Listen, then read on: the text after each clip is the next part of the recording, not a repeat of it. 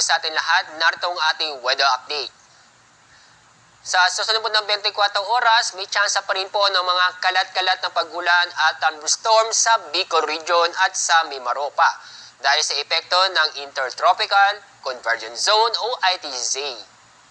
Samantala, ito na labing bahagi ng Luzon kasama ang Metro Manila ay magiging maganda at maliwas sa panahon. Maliban lang po sa mga isolated na mga pag-ulan dulot ng thunderstorm. Inaasahan po natin na may panahon sa Metro Manila, kaya mataas po ang temperatura ang may tatala na abot ng 33 degrees Celsius.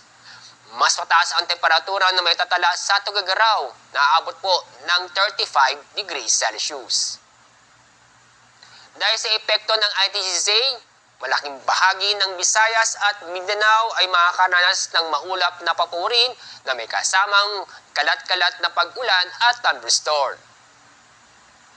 At kasalukuyan, itong Intertropical Convergence Zone o ITZ ay naapektuhan ang malaking bahagi ng ating bansa.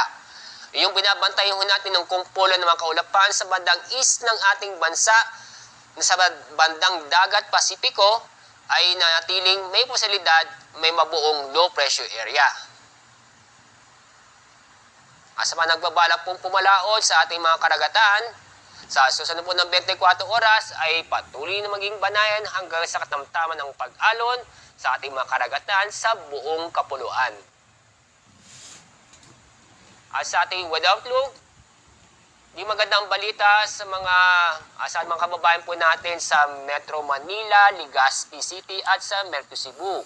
Dahil sa weekend ay magiging maulan na panahon kung saan magiging kalat-kalat na pag-ulan at thunderstorm.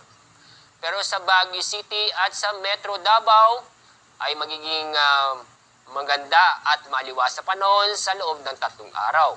Maliban lang po sa mga isolated na mga pag-ulan. Ang araw po sisikat mamaya pong 5:45 ng umaga.